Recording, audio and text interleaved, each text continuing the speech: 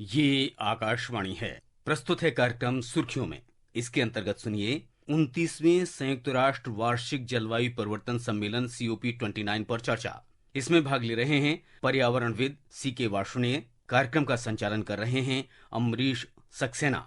COP29 शुरू हो रहा है और ऐसे में जो क्लाइमेट से, पर्यावरण से जुड़े मुद्दे हैं वो हमारे सामने फिर से आ गए हैं और हम सभी को ये जानने की और समझने की जरूरत है कि ये जो पर्यावरण में परिवर्तन है ये क्या है और ये किस तरह से हमको प्रभावित कर रहा है, और जो COP29 है इसमें कौन से ऐसे मुद्दे हैं जिन पर बातचीत की जाएगी। और इस विषय पर चर्चा के लिए हमारे साथ मौजूद हैं प्रमुख पर्यावरणविद CK वार्ष्णेय जी। वार्ष्णेय जी, कार्यक्रम में आपका स्वागत है। धन्यवाद। वार्ष्णेय जी, चलते हैं COP29 की बात करते हैं। ये सम्मेलन अजरबैजान की बाकू में शुरू हो रहा है और इस सम्मेलन में पर्यावरण से जुड़े बहुत सारे मुद्दों पर बातचीत होनी है। तो कृपया हमारे श्रोताओं को ये बताने की कोशिश करें कि ये सम्मेलन क्या है, क्यों शुरू हुआ और इस सम्मेलन में क्या क्या ऐसी प्रमुख गतिविधियां हैं जो हो रही हैं। देखिए, अजरबैजान में जो बाकू के अंदर जो सम्मेलन हो रहा है वो अपनी श्रृंखला में तीसरा है। 3 दशक से पर्यावरण परिवर्तन के ऊपर चर्चा जारी है और जब ये शुरू हुआ था जब से और आज तक हमारी चिंताएं बढ़ी हैं और ये निरंतर बढ़ती रही हैं। बाकू में जो सम्मेलन है ये हमें समझना चाहिए कि ये एक ऐसा सम्मेलन है जिसमें सारे दुनिया के देश मिलकर के ये विचार करते हैं कि किस प्रकार हम पर्यावरण परिवर्तन को कंट्रोल में ला सकते हैं और कितनी हमने इसके ऊपर प्रगति की है और कहां कहां कमी है और क्या और नई योजनाएं और क्या नई युक्तियां की जा सकती हैं जिससे कि पर्यावरण परिवर्तन के दशा में और उसकी गति में कमी लाई जा सके और हर तरीके से जीव जंतुओं को और हमारे समाज को पूरी तरीके से सुरक्षित रखा जा सके।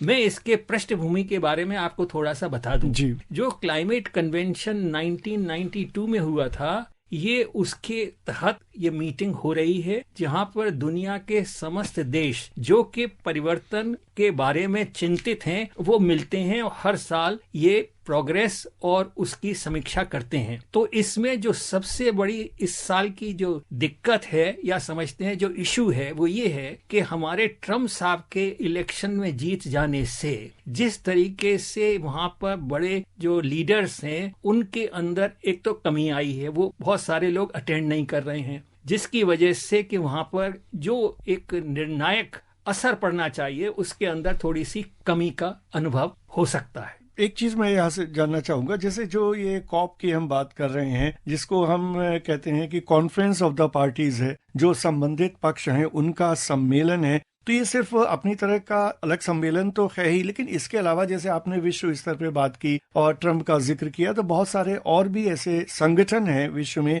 जो इस दिशा में काम कर रहे हैं। खासतौर से अगर हम क्योटो प्रोटोकॉल की बात करें तो ये जो दुनिया में अलग अलग स्तरों पर सारी गतिविधियां हो रही हैं पर्यावरण से संबंधित, उससे और इस सम्मेलन में किस तरह का संबंध है? देखिए, मैं आपको ये बताना चाहता हूँ, ये क्योटो प्रोटोकॉल वगैरह भी सब इसी के अंतर्गत हुआ करते थे, लेकिन अब वो दिशा बदल गई है और हम इवॉल्व कर गए हैं और मुद्दे और गहराए गए हैं और कठिन हो गए हैं और जटिल हो गए हैं। तो इन सब समस्याओं के पृष्ठभूमि में मैं ये बताना चाहता हूँ कि जब पिछली दफे प्रेसिडेंट ट्रम्प अमेरिका के राष्ट्रपति थे तो उस वक्त उन्होंने इस कॉन्फ्रेंस से अपने आप को विड्रॉ कर लिया था, अमेरिका ने विड्रॉ कर लिया था।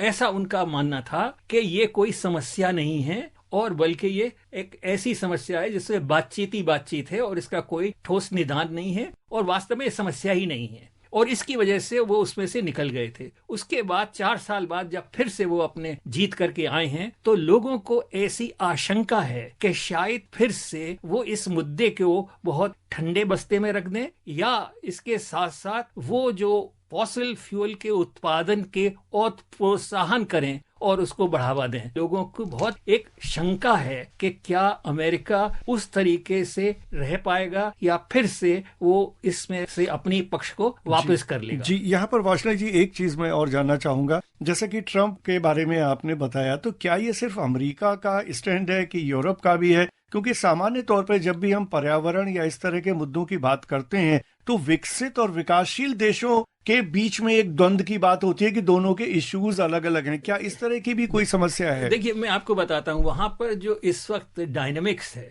वो ये था कि पहले जब बाइडेन साहब थे तो अमेरिका और यूरोप मिल करके चाइना के ऊपर दबाव डालने की पूरी संभावना रखते थे कि वो भी क्लाइमेट फंड के ऊपर अपना कंट्रीब्यूशन दे। लेकिन चूंकि अब अमेरिका के स्टैंड क्लियर नहीं है और ज्यादातर ऐसी संभावना है कि शायद वो अब इसमें अपना योगदान न दें, तो अब यूरोप को एक बहुत महत्वपूर्ण कार्य करना है जिसमें जर्मनी और बाकी के यूरोपियन देश मिल करके ये कोशिश करेंगे कि वो किस प्रकार से इस मुहिम को आगे बढ़ा सकते हैं। यूरोपियन देश इसमें बहुत सक्रिय हैं और बहुत चाहते हैं। इसके साथ साथ जो डेवलपिंग कंट्रीज हैं उनका भी बहुत भारी इसके अंदर इंटरेस्ट है और उनका बहुत महत्वपूर्ण एक इसमें विषय है। इसका कारण ये है कि जो डेवलपिंग देश हैं, जो कि प्रगतिशील देश हैं, उनके अंदर जो एक संभावना है उसकी वजह से जो गरीब मुल्क हैं, जिसको हम कहते हैं ग्लोबल साउथ, उन देशों के ऊपर इसका बहुत कुप्रभाव पड़ता है, जबकि उनका योगदान क्लाइमेट चेंज में और पर्यावरण परिवर्तन में नगण्य के बराबर है। तो इस चीज का जो एक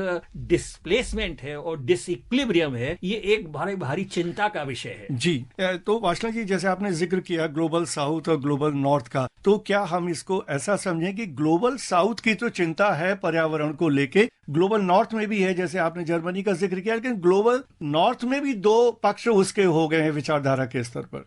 देखिए, ग्लोबल नॉर्थ में भी ये क्लाइमेट चेंज बड़ा प्रभावी रूप से अफेक्ट कर रहा है। जैसे अभी आपने देखा कि स्पेन में वेलेंसिया में जो बाढ़ आई है, ये अपने आप में एक बहुत ही भयंकर बाढ़ है और इससे पूरा देश दहल गया है और वहाँ की जो सरकार है उसमें और वहाँ की जो आम जनता है उसके अंदर इतना भारी रोष है। और हम देख रहे हैं कि कैलिफोर्निया में जो आग लगी हुई है जिससे मकान जल रहे हैं और सारे लोग अपने जगह से छोड़ कर जा रहे हैं, तो इन सब चीजों को देखते ऑस्ट्रेलिया में जो आग लग रही है और हमारे देश में भी जो जंगलों में आग लगती है, और हमने भी जो गर्मियों में देखा जिस तरीके से सूखा पड़ी है और जिस तरीके से बारिश ने अपना मिजाज बदला है और अपना उसका जो एक रिजीम है उसके अंदर जो परिवर्तन आया है, तो इन सब का हमारे आर्थिक, हमारे सामाजिक, हमारे औद्योगिक और मैं समझता हूं कि जितने भी पहलू सोचे जा सकते हैं सबके ऊपर बहुत ही गहरा प्रभाव पड़ रहा है। और अगर इसी तरह की व्यवस्था चलती रही तो आगे चल के हालत और गंभीर होने वाले। बाकू अजरबैजान में कॉप 2029 सम्मेलन हो रहा है और इसमें भाग लेने के लिए टेरी की निदेशक सुरुचि भटवाल जी वहां पर मौजूद हैं। आइए चलते हैं, उनसे जानते हैं सम्मेलन का हाल। जो कॉप का फोकस है वो ऑफ कोर्स क्लाइमेट फाइनेंस पे रहेगा और क्लाइमेट फाइनेंस का requirement both mitigation and adaptation के लिए, क्योंकि एज अ वर्ल्ड जबकि मिटिगेशन जो है उस पे हमें फोकस करना है, बट हम लोग इम्पैक्ट्स ऑफ क्लाइमेट चेंज भी ऑब्जर्व कर रहे हैं, जिसकी वजह से अडेप्टेशन का फोकस भी हमें करना पड़ेगा एंड जो है एम्फसाइज करना पड़ेगा। कॉप 2029 के बारे में इतनी महत्वपूर्ण जानकारी देने के लिए सुरुचि भटवाल जी आपका बहुत बहुत धन्यवाद। वासना जी, एक मैं भारत के संदर्भ में भी आपसे प्रश्न करना चाहूंगा कि इस पूरे संदर्भ में भारत का और भारत सरकार का क्या स्टैंड है और वो किस तरह से पर्यावरण के क्षेत्र में कुछ ऐसा करना चाहे, क्योंकि जैसा आपने कहा कि भारत भी प्रभावित है, हम सभी लोग प्रभावित हैं, तो भारत के संदर्भ में क्या खास बात आप बताना देखिए, भारत के संबंध में यह है कि भारत ग्लोबल साउथ की लीडरशिप का रोल निभाने के स्थिति में है और हमने पर्यावरण में मामले में बहुत सजग रहे हैं। हमारे यहाँ पर ऊर्जा ट्रांजिशन के बारे में बहुत गहराई से सोचा गया है। नई नई पॉलिसियां बनाई गई हैं और ये सोचा गया है कि हम 500 गीगावाट की बिजली रिन्यूएबल रिसोर्सेज से उत्पन्न करने में हम एक लक्ष्य रख रहे हैं। तो ये एक बहुत बड़ा एक प्रोत्साहित करने वाला एक कदम है और एक लक्ष्य है। तो इस प्रकार से भारत ने सदैव लीडरशिप रोल में ग्लोबल साउथ की एक मैं समझता हूँ पहलवी की है जी। और उसके अंदर उनका ये कहना है कि जो भी वनरेबल कंट्रीज हैं जिनके अंदर के एक पर्यावरण का असर तो भारी है लेकिन उनका कोई कंट्रीब्यूशन नहीं है और उनके पास में साधन भी नहीं है, उन सबके साथ में निर्णायक काम होना चाहिए। उनको एक एडॉप्टेशन फंड मिलना चाहिए और पर्यावरण से सुदृढ़ होने के लिए, जिसको हम कहते हैं कि उनको हर तरीके से रेजिलिएंट बनाने के लिए एक हमें धन की आवश्यकता है। तो इसके लिए किस प्रकार से ये धन जुटाया जाएगा, कौन इसको देगा, किस तरीके से ये दिया जाएगा और क्या ये पूरे ईमानदारी से और पूरे खुलासेपन से सबको वितरित होगा। तो इन सब चीजों के बारे में हम बहुत सजग हैं और हम हमेशा से इसकी पहल करते रहे हैं ताकि जो गरीब मुल्क हैं और जो ग्लोबल साउथ है उनके जो भी इंटरेस्ट हैं और जो भी उनके फायदे में हो सकता है उसके बारे में हम आगे पेशकश करते हैं। जी, जैसा कि आपने पूरे विश्व के संदर्भ में पर्यावरण और परिवर्तन के से संबंधित बातें बताई, तो ऐसे में क्या आपको ये लगता है कि पर्यावरण को बचाने की जो मुहिम है और दूसरी तरफ जो आर्थिक विकास की पूरी जो दौड़ है, एक अंधी दौड़ है, क्या इनके बीच में कोई विरोधाभास की स्थिति है? देखिए, इसके अंदर मैं समझता हूँ विकास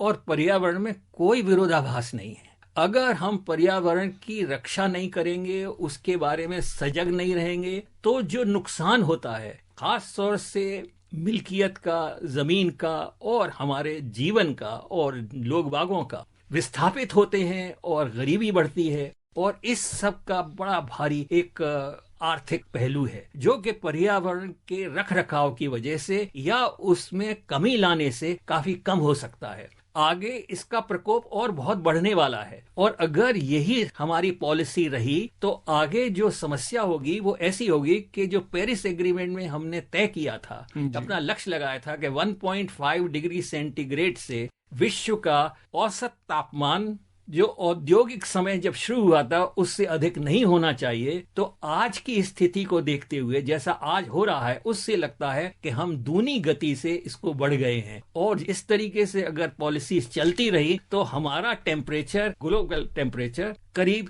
3 डिग्री पार कर जाएगा। तो ये एक बहुत ही विषम समस्या हमारे सामने खड़ी हुई है और इसका फिर कोई निदान नहीं है और हम इसके बारे में हमको चिंता अभी से करनी है। Actually time is running out, समय की कमी है और जो आवश्यकता है वो ये है कि तुरंत इसके ऊपर एक्शन लिया जाए और तुरंत इसके ऊपर कार्रवाई की जाए। लेकिन पिछले सालों को देखते हुए कि इसके अंदर लोग बात तो करते हैं लेकिन एक्शन के मामले में बहुत लचर हैं और उसमें वो पीछे रह जाते हैं। तो there is a big gap between ambition and action. Subhashna ji, इस कार्यक्रम में भाग लेने और हमारे श्रोताओं को इतनी बहुमूल्य जानकारी देने के लिए बहुत बहुत धन्यवाद और मुझे उम्मीद है कि आपकी बात सुनने के बाद लोग ये समझेंगे कि पर्यावरण परिवर्तन से उनके जीवन पर क्या असर पड़ रहा है और सरकारें जो करेंगी वो तो जरूरी है। हम लोग भी, हर व्यक्ति भी अगर इस बात को लेकर सजग होगा तो निश्चित रूप से जो मौजूदा स्थिति है उसमें कुछ सकारात्मक परिवर्तन आएगा। आपका बहुत बहुत धन्यवाद। धन्यवाद। अभी आप सुन रहे थे 29वें संयुक्त राष्ट्र वार्षिक जलवायु परिवर्तन सम्मेलन COP29 पर चर्चा। इसमें भाग ले रहे थे पर्यावरणविद CK वार्ष्णेय। कार्यक्रम का संचालन कर रहे थे अमरीश सक्सेना। ये कार्यक्रम आकाशवाणी के समाचार सेवा प्रभाग द्वारा प्रस्तुत किया गया। इसे आप हमारे mobile app news on AIR और YouTube channel news on AIR official पर भी सुन सकते हैं। इस कार्यक्रम के संबंध में अपनी प्रतिक्रिया आप हमें ईमेल या व्हाट्सएप के माध्यम से भेज सकते हैं। ईमेल का पता है AIRNSDtalks@gmail.com और व्हाट्सएप नंबर है 9289094044।